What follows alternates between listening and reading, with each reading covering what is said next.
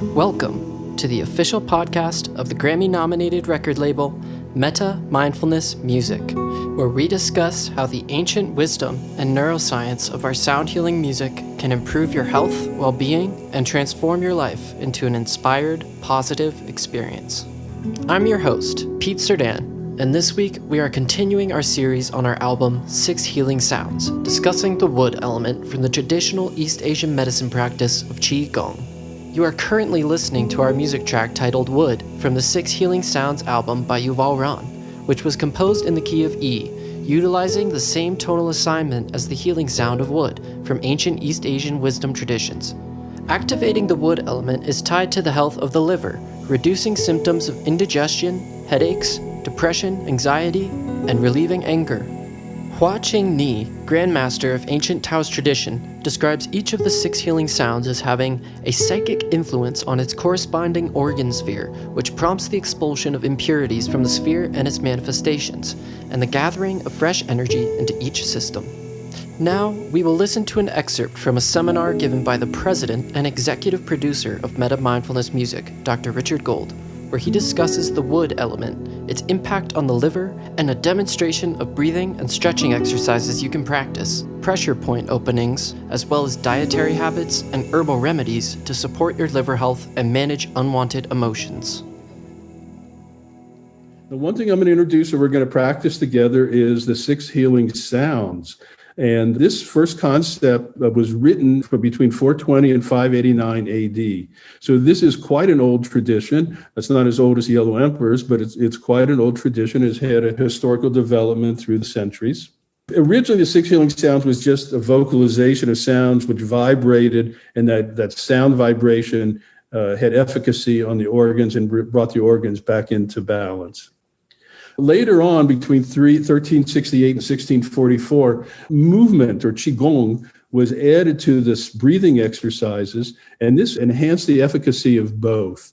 And what we know now in modern research is the more activities or more of our senses, whether it's kinesthetic, auditory, visual, olfactory, taste, the more of our senses that we involve in an activity, the more dynamic it is to bring benefit to us. And this is what we see with the 6 healing sounds. So we're going to start with wood, the liver. So what I'd like you to invite you to do as I share these few thoughts, and I'll show you this exercise, is let's put our hands, it's under the right breast area, and send some love to your liver. Our livers work really hard for us. So we're going to send some love to the liver. Now, each of the 5 main elements is assigned a tone or a key. The liver, the tone of E. The key of E is the vibrational energy of sound, which is beneficial for harmonizing and stimulating the liver energy.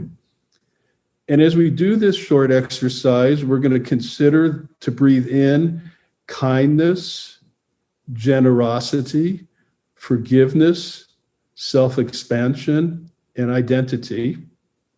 And we're going to breathe out anger, aggression, and depression. We can affirm that you are kind, you are benevolent, and you are authentic. So we're just going to send some love to our liver. Now, what we're going to do, we could do seated, or if you want to stand, you can stand. Follow along or just listen. What we're going to do is we're going to bring our arms up, and we're going to interlock the fingers. We're going to rotate the palms so they're out. And we're going to side lateral stretch to the left, and this opens up this whole area where the anatomical liver actually lies. We do all that with an inhale, and as we come back to vertical, with our exhale, we make this healing sound.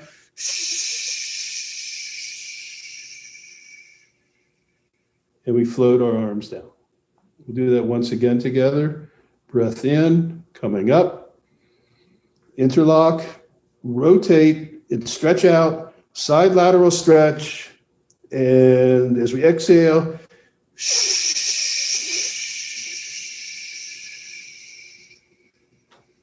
good. So the liver influences our ability to see the big picture in life. It helps us have a sense of direction in life, and it influences our creativity, our vision, both physical vision, because the orifice is the eyes, and our inspiration. People with good, strong livers are good decision makers and great planners. They have clear vision and goals. And even in situations when anger is an appropriate emotion, we're able to moderate the anger and moderate the frustration and be able to steer the energy in more positive ways. And this is one reason we want to have an open and fluid energy of our livers so we don't get stuck.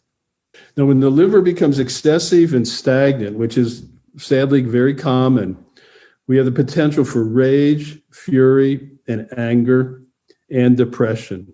And one of the things we learn in the Chinese medical model, East Asian medical model, is that unexpressed anger can turn into depression.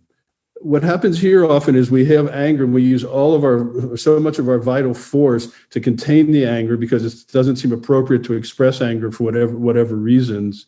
And as we're using all of our vital force that we can be used for creativity to hold in our anger, the sense of depression becomes pervasive. Now, physiologically, we say the liver controls the smooth and even flow of the blood and qi of our entire being. It has a regulatory effect on all the emotions that are correlated to the other main elements of the body. It promotes digestion and absorption, opens into the eyes, and helps with clarity of vision, both metaphorically and practically. Now, a very important point I want to teach you about the liver is the point liver 3. It's on our foot. It has the name of great surge or great rushing. This is a very important point on this channel because of a wide range of actions and indications. It's considered one of the 4 gates points that we use clinically. It's used in many, many treatments.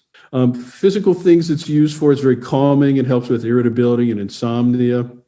It's very important for headaches, especially there's an internal pathway of the liver which comes to the crown, the apex of the head here, or the crown chakra area from the Indian point of view. And this is why we use liver 3. It actually helps pull that energy down from the head. It's very, very valuable for that. It's good for nausea and vomiting, both constipation and diarrhea, which are both disharmonies of the large intestine. And it's a very valuable point for women's issues of dysmenorrhea, loss of period, which is amenorrhea, PMS, and breast tenderness. Here's where it's located. If you come off the ridge of your foot between the big toe and the second toe, and you slide into a little depression there and give a little pressure, you're going to feel liver 3. Now, if it's tender pretty much on everybody. So don't be overly concerned. But it's going to be tender, and moderate pressure here, or just even gently holding it, and with breathing, you can change the physiology and the energetics of the liver channel, and you can affect a wide range of issues. Now, notice I'm not using the word cure, but we're working to bring the body-mind back into harmony. A second point I'd like to share with you on the liver is the point liver 14, which is really a point about hope. It's a point for positivity, possibility, and perspective. This point is going to be located on both liver 3s. We have bilateral points. It's on the left and the right side. Like with liver 14, it's going to be in the intercostal between the ribs here, the 6th rib here, right below the breast area. And this is a point that's strongly used for depression and distension and pain, hiccups and reflux. And on the level of spirit or spirituality, when you're feeling utterly hopeless, frustrated, or stuck in cynicism and negativity, we want to open this gate of hope. Here we see the location of it. It's in the 6th intercostal space, directly below the nipple. This is a point that's very, very good to work with acupressure, but also cupping. Cupping is I didn't even mention it's a very important historic treatment we use in East Asian medicine. It's become one of the hottest things in the Western world now. We see cupping on Olympic athletes. This last week, the famous actor The Rock was posting pictures of getting cupping for the first time. Cupping has definitely become mainstream. And this, in fact, the whole liver area is very amenable to cupping because it helps break up blood stagnation, blood and energy stagnation. So that's liver 14. I've mentioned how important diet and food are. These are some foods that we say can benefit the liver. Again, these are no curative things, but these are things that tend towards benefit. I think it's an important thing to understand. In fact, the word cure is somewhat misused, I believe, in the West, because we think if we remove an organ, we've cured it.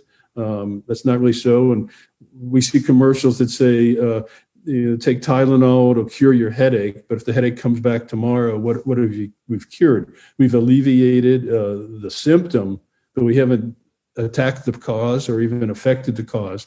We've created just a temporary change. So these are foods that are going to be of benefit, such as grapefruit. A lot of people recommend lemon juice and warm water first thing in the morning. It's invigorating, helps things move. Always remember to rinse your mouth after drinking lemon juice to protect the enamel of your teeth.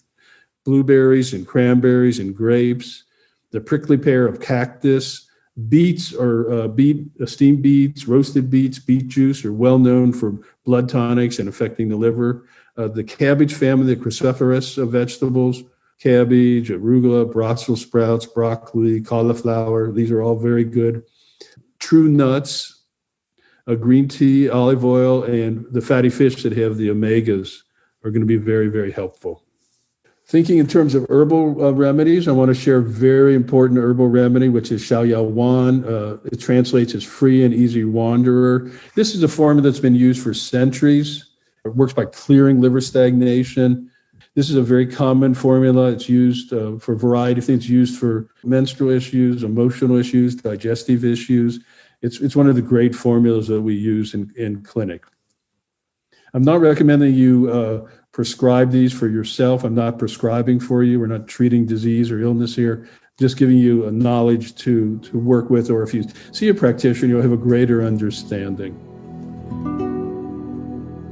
If you'd like to practice the breathing and stretching exercises demonstrated by Dr. Gold here, we highly recommend you download the accompanying music track, Wood, composed by Yuval Ron, available under the Stress Relief tab on our website, www.mettamindfulnessmusic.com. That's Metta with 2 T's. Or follow the link in the description below.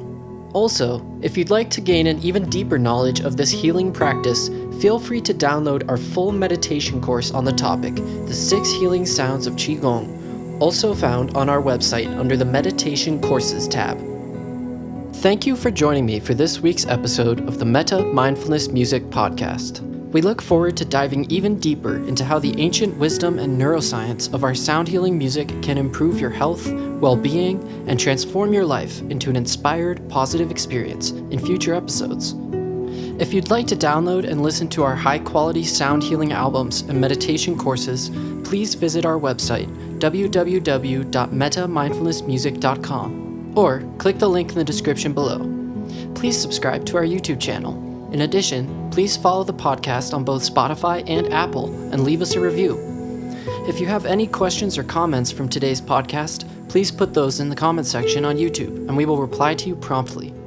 If you're not already following us on social media, our handle is @MettaMindMusic on all platforms. There, we share all of our most recent releases, upcoming events, curated playlists, and more happenings not discussed on the podcast.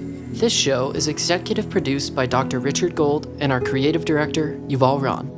I'm your host, Pete Cerdan, and I look forward to being with you in our next episode of the Metta Mindfulness Music Podcast, available wherever you listen to podcasts. And don't forget to spread the metta.